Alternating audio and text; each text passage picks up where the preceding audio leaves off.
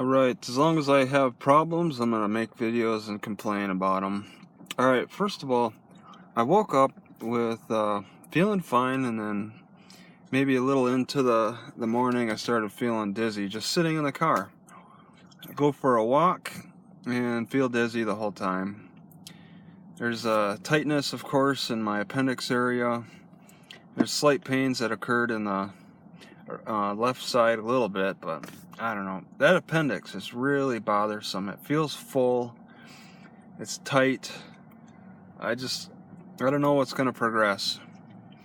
For the past few weeks, I've had this bump that forms in the roof of my mouth, but then I scrape it and it goes away for a little bit.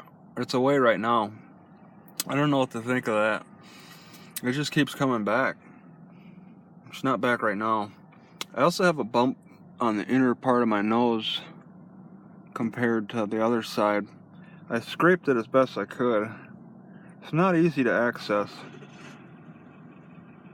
It doesn't feel like it's a pimple. Okay, it's something else. It's another kind of bump. I think it's strange how I'm getting a bump on the upper roof of my mouth and there. So my energy is good. I had a good sleep last night. My heart rate feels okay. Breathing, it feels improved. It feels like it could be better.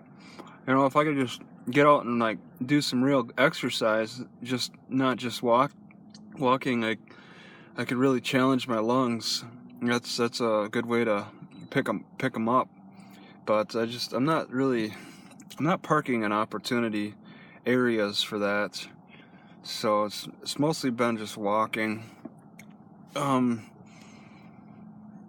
trying to eat good. It's more of a variety now.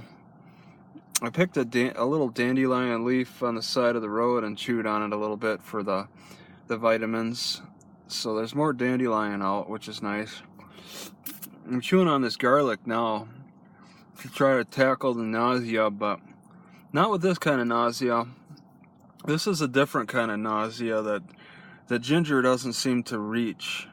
I had motion sickness when I drove from Wisconsin to Washington, and that was about over halfway, and I was nauseous. Chewed on some ginger and was actually relieved. Okay, what I have right now is a different kind of nausea that can't be relieved by ginger. It's something else, and it really seems to stem from my problem with my appendix. I have the abrasion on my tailbone still. Every time I use this thing, I make it worse on my tailbone because I'm just hunching over and I'm grinding my tailbone into the seat. There's just no way to get around it. As much as I like to crush things, I'm getting health problems from that. And also my toes itch really bad. Just the right foot, the smaller toe, the smaller of the three toes. It's just, I've been putting on some hydrogen peroxide, alright, to try to kill it, but it doesn't really seem to be working enough. I should be changing out my socks more. I'm kind of low. I need to buy more socks, so I've just been using the same socks for the past week. And these shoes don't allow much air.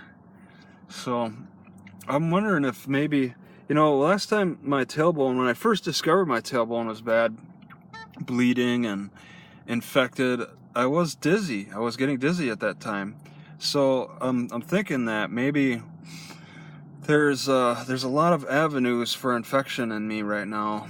Okay, with my guts with a leaky gut syndrome, with broken skin around the tailbone that just keeps getting abraded and scratching. I've scratched the skin off my toes. They're injured from all the scratching. Okay, so I have plenty of I'm just opening up. Pores are opening up, and I'm making myself more vulnerable to the grime and the dirt and the bacteria and all that. And I'm thinking, it's a collection of that that's causing my nausea. Okay, there's the sepsis, a low-grade sepsis. So I want to work on that as best I can. It's It's pretty hard to change up my habits when I'm forced to live a certain way.